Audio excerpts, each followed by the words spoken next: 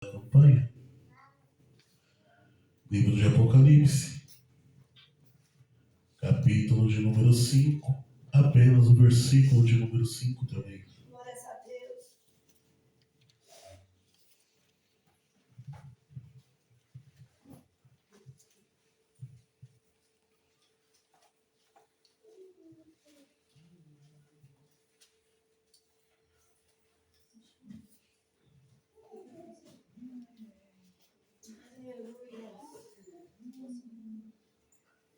É um tema meio difícil do pessoal pregar na igreja.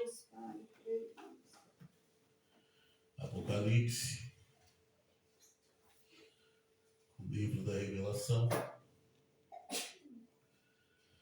Mas foi a palavra que foi revelada aqui em cima do altar para o nosso pastor, né, pastor? Quando o pastor me passou o tema, eu ainda estudando em casa, eu ainda perguntei para ele, falei, pastor, o que foi que Deus revelou para o Senhor? Foi a raiz de Davi ou a raiz de Jessé? E o pastor falou, foi a raiz de Davi. Eu falei, então é Apocalipse. Todos acharam? E diz assim a palavra do Senhor. Todavia um dos anciões me disse, não chores. Olha o leão da tribo de Judá, a raiz de Davi, venceu para abrir o livro e os seus 7 selos. Amém? Amém. Pode se sentar glorificando, exaltando, engrandecendo aquele que é digno de toda a honra, toda a glória, todo o louvor. Aleluia, Jesus. Aleluia, Deus. Glória a Deus. Eu creio, Deus. É um tema bem gostoso de se ver. Aleluia. E todos nós sabemos que quem está escrevendo este livro é João.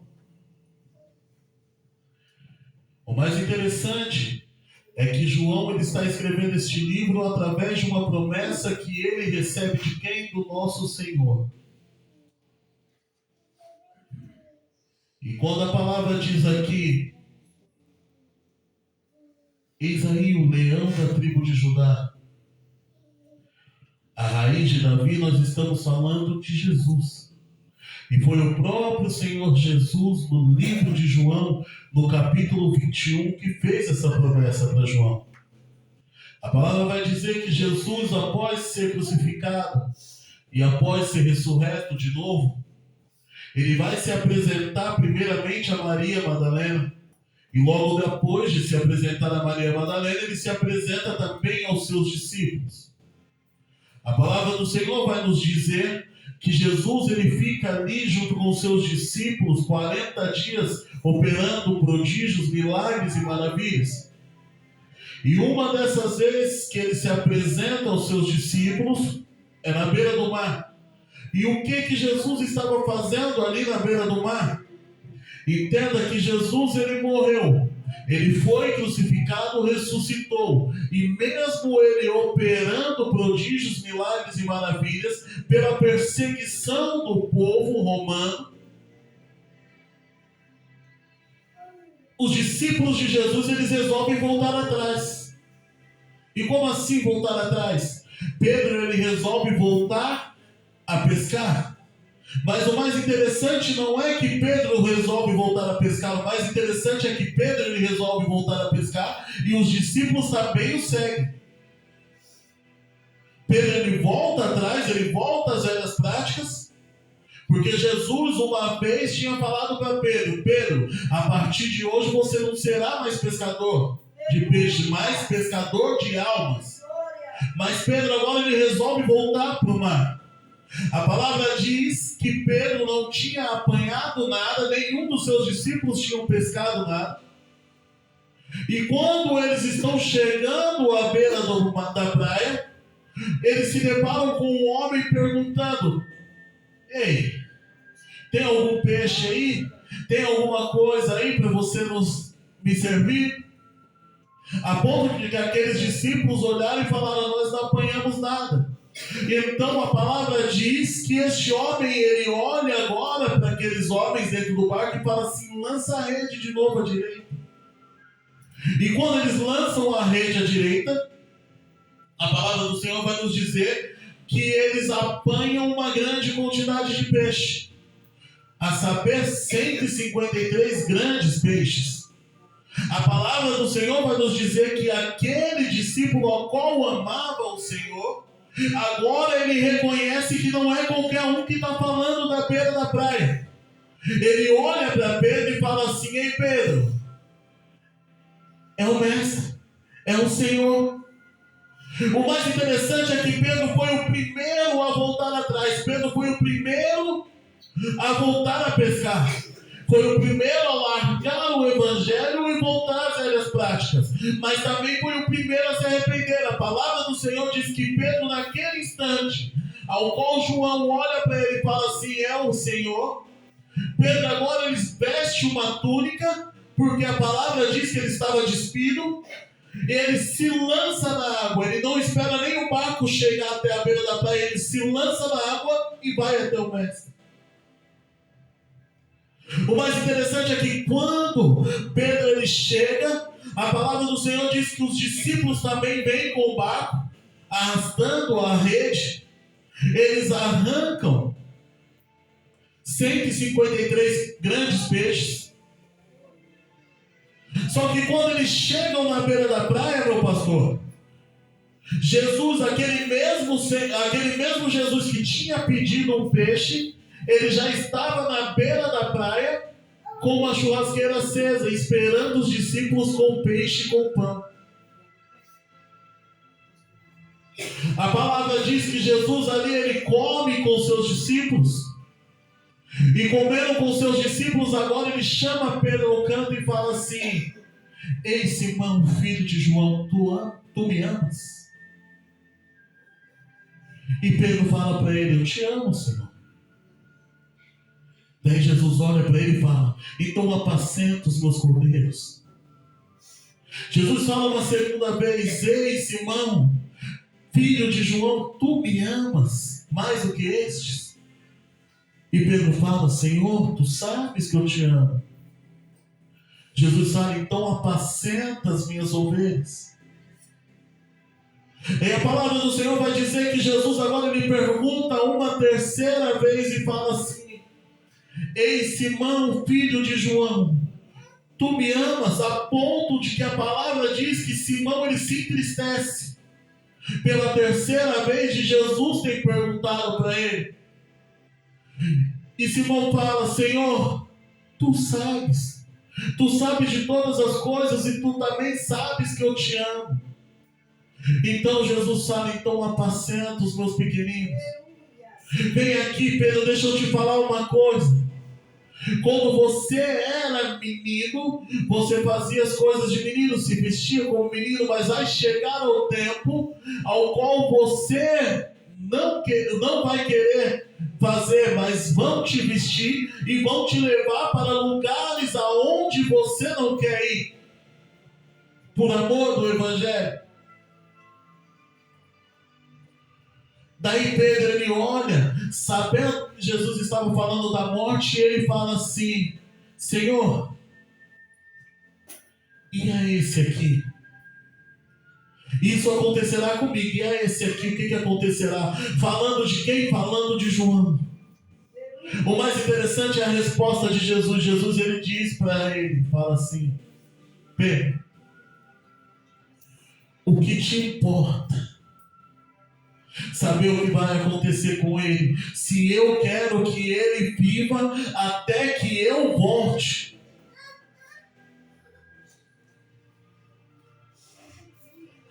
Por enquanto, só importa você seguir a mim.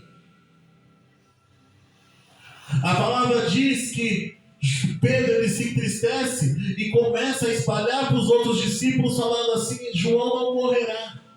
Por que João não morrerá? Porque o Senhor falou que ele vai ficar vivo até que ele volte. Ainda que Jesus não falou que João não morreria.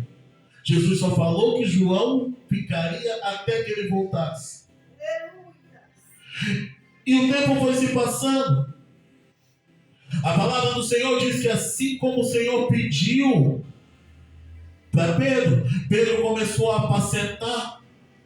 E Pedro ele começa a pregar ali na Judéia, ali na Galileia, ali em Samaria, e começa a arrecadar um grande pessoal. A palavra do Senhor vai dizer que o evangelho ele começa a crescer, ele começa a fluir. A palavra do Senhor diz que também importava ao Senhor que alcançassem as cidades circunvizinhas, que alcançassem até os confins da terra. Atos, no capítulo 9, vai relatar que Jesus agora, ele converte um homem que era perseguidor da igreja por nome de Saulo. E este homem começa a pregar nas cidades circunvizinhas. E aquele evangelho vai crescendo. Vai crescendo, o povo vai se convertendo, mas os mártires vão sofrendo. A palavra do Senhor diz que os homens, ao qual eram os apóstolos do Senhor, eles começam a sofrer pelo evangelho, eles começam a morrer de maneira ao qual eles não queriam, assim como o Senhor tinha prometido a Pedro.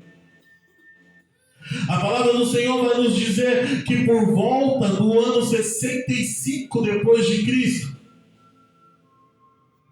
João ali já velho, por volta de seus 85 ou 90 anos, já castigado, João já tinha sido açoitado.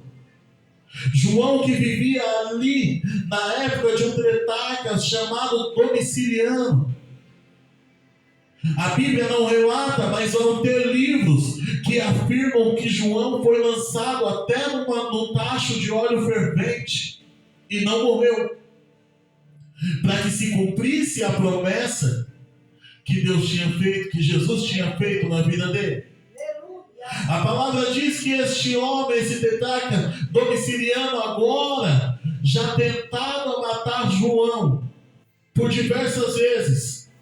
João já velho em idade, João não negava o amor de Cristo. Agora ele olha e fala assim: vamos lançar ele numa ilha chamada Patmos.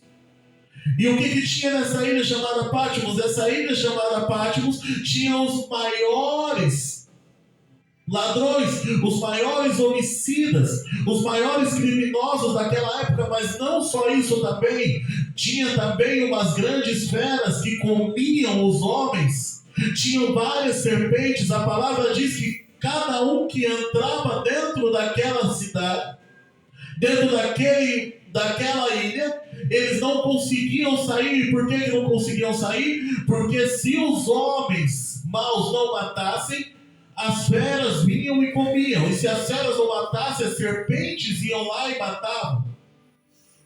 Então, pelo aquele tretar, ele falou assim: dessa ilha de Patmos, João não escapa. Vamos lançar João lá. Já que ele escapou do óleo fervente, já que ele escapou das chibatadas, já que para ele a cruz não serviu, não foi imposto como castigo crucificá-lo, então vamos lançar ele na ilha de Patmos para que ele morra. E assim foi feito. João, aquele senhor, todo marcado já, castigado por pregar o evangelho, ele entra na ilha de Patmos. E quando ele entra na ilha de Patmos, a palavra do Senhor diz que João ele entra na ilha de Patmos e quando ele se prostra, ele é arrebatado. A palavra do Senhor diz que João ele é arrebatado até os altos céus. Para quê? Para conhecer Jesus assim como Jesus tinha prometido para ele. A palavra do Senhor diz que João ele entra lá e ele vê um homem semelhante ao Filho do Homem. Ele vê as vestes, ele vê da forma em que Jesus era, da forma como Jesus queria se apresentar para ele. Mas o mais interessante é que Jesus tinha um propósito com isso. A palavra do Senhor diz que enquanto o evangelho crescia, também o povo começava a se desviar. A palavra diz que as 7 igrejas que eram ali, as 7 igrejas que estavam ali deixa eu ler aqui para não se perder.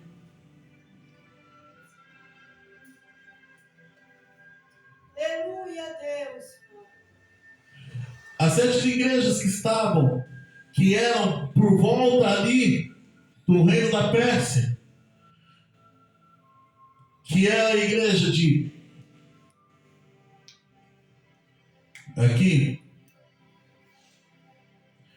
era a igreja de Éfeso, a igreja de Esmínia, a igreja de Pérgamo, a igreja de Tiatira, a igreja de Filadélfia, a igreja de Sardes e a igreja de Laodiceia não estavam passando por uma fase tão boa. Quando Jesus ele arrebata o seu servo por nome de Saulo e leva até o 3º céu, a palavra do Senhor diz que Saulo ele volta e não tem coragem de falar as coisas que ele viu e as coisas que ali foram declaradas para ele. Então ele cata agora com João e faz diferente. O anjo do Senhor fala para João: ei João, escreve tudo o que eu vou te dizer. E João começa a escrever aos anjos da igreja tudo aquilo ao qual Jesus queria que a igreja mudasse, tudo aquilo ao qual queria que a igreja apresentasse. E Jesus ali ele começa a falar sobre as igrejas e começa a fazer promessas, apontando a fraqueza da igreja, mas também exortando e alimentando a fé por intermédio das virtudes que as igrejas tinham. E Jesus ele faz uma promessa a cada uma das igrejas. Mas não é nesse tema ao qual nós queremos entrar hoje, porque senão vai tomar muito tempo. O mais interessante é que quando João ele termina de escrever as cartas à igreja, e ele está ali achando que ele está no alto céus. A palavra do Senhor diz que depois de todas essas coisas, João ele vê uma porta. E essa porta aberta, ela estava aberta no céu. E João ele ouve uma voz assim como de trombeta. Uma voz falando com ele. O mais interessante é que João, quando ele fala que ele ouve a voz, ele fala que a voz fala assim: ei João, sobe aqui comigo. A palavra diz que João ele sobe com ele, e ele é colocado diante de um trono. A palavra do Senhor vai dizer que esse trono ele tinha uma coisa semelhante ao arco-íris, e que neste trono estava sentado um ser, mas em volta deste trono também tinham 24 outros tronos. A palavra do Senhor diz que enquanto nesses outros 24 outros tronos estavam assentados 24 anciões ali com coroas na cabeça, com vestes brancas, e diante dos anciões que ficavam ali de dia e de noite dizendo: Santo, Santo, Santo, Santo, também tinham 4 criaturas. E essas 4 criaturas eram uma semelhante. Essas 4 criaturas, a palavra vai dizer que eles tinham 4 rostos para olhar para os 4 cantos, e que o rosto de um era semelhante ao de um leão, o outro rosto semelhante ao de um homem, o outro rosto semelhante ao de um boi, e o outro rosto semelhante ao de uma águia. A palavra vai dizer que essa criatura também tinha asas, e 6 asas E junto com essas 6 asas tinham diversos olhos que olhavam para tudo quanto é canto. O mais interessante é que a palavra vai nos dizer que João, ele está olhando aquilo lá, ele está se maravilhando com aquilo. E daí os anciões, um dos anciões diante do trono, vai olhar e vai começar a dar glória diante do trono, diante daquele ser. A palavra diz que aquele que estava assentado no trono, eles tinham um livro em sua destra, em sua mão direita. E este livro, a saber, era o livro da vida e estava escrito por dentro e por fora. Só que a palavra do Senhor vai dizer que este livro, ele estava atado, fechado com 7 selos. E naquele momento João vai relatar que o céu ele se entristece. Por que o céu se entristece? Porque não é encontrado ninguém no céu digno de abrir aquele livro. Também não é encontrado na terra ninguém digno de abrir aquele livro. Também debaixo da terra a palavra vai dizer que também ninguém é encontrado. A ponto de que João fala, relata que ele começa a chorar. A palavra diz que ele se entristeceu tanto que ele começa a chorar. E em meio do seu pranto, João fala que ele ouviu a voz de um dos anciões dizendo: ei, não chores. E João ele levanta o rosto, e quando ele levanta o rosto, o ancião olha para ele e fala assim: você só está prestando atenção aqui nas criaturas, nos seres, nos anciões. Olha mais adiante, olha lá diante do trono, à direita do trono, ali está o leão da tribo de Judá, a raiz de Davi, aquele que venceu a morte, é digno de abrir o livro e os seus 7 selos. A palavra diz que João, quando ele se depara, ele olha e ele vê do lado do trono um cordeiro todo manchado, todo sujo de sangue, como se tivesse sofrido muito. E a palavra do Senhor diz que naquele instante, este cordeiro ele pega da mão daquele que está sentado no trono o livro. E quando ele começa a abrir o livro, a palavra do Senhor diz que João ele olha para o céu e o céu começa a entrar em festa. João diz que ele ouve vozes e que essas vozes eram milhões e milhares de anjos dizendo: digno é o Cordeiro.